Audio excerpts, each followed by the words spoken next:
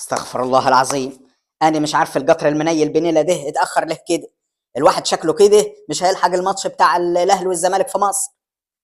بقول لك إيه يا عم الحاج؟ ما تعرفش القطر الروسي هيجي الساعه كام؟ ده انا بقالي يجي ساعتين هنا مستنيه. مش عارف والله يا باشا، ادينا مستنيين اهو. الا مين ده؟ مين؟ كريستيانو؟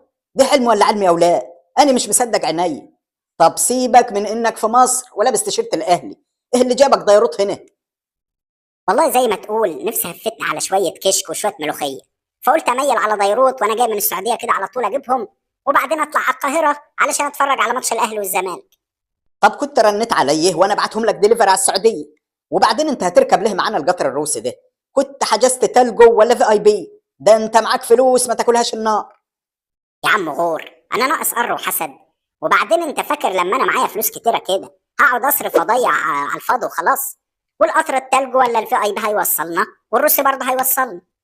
على رايك بس هو يجي. المهم دلوقتي يا كريستيان، الواحد زعلان على وضع الاهلي ده. مش عارف ايه اللي بيحصل للعيبه، والدنيا بقت في النازل خالص في الاهلي. يا عم اللعيبه دي مفيش حد بيشد عليها، وبياخدوا فلوس بالعبط، فلازم يعملوا كده. ده انا عيطت عياط ساعه ماتش بيراميدز ده، وما كنتش مصدق ان الاهلي يتهزم من بيراميدز. بتفكرني ليه بس يا عم كريستيان؟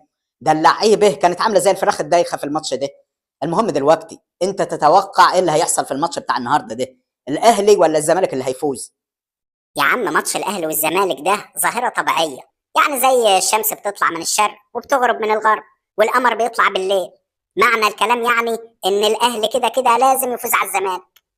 ربنا يطمنك يا كريستيانو. اهدى، ده باين القطر جه اهو. معلش يا كريستيانو، روح اقطع لنا تذكرتين كده بسرعه، وانا هبقى حاسبك بعد الماتش ما يخلص. ايه يا اخويا، قالوا لك عليا كورك ولا ايه؟ روح يا عم هات لنفسك تذكره ولا شوف هتعمل ايه. انت هتصاحبني ولا ايه؟ ماشي يا كريستيانو، مش شاكرين. خليك بقى واقف لوحدك هنا، يكش يطلع عليك واحد من بتوع دايرات يعمل عليك حوار.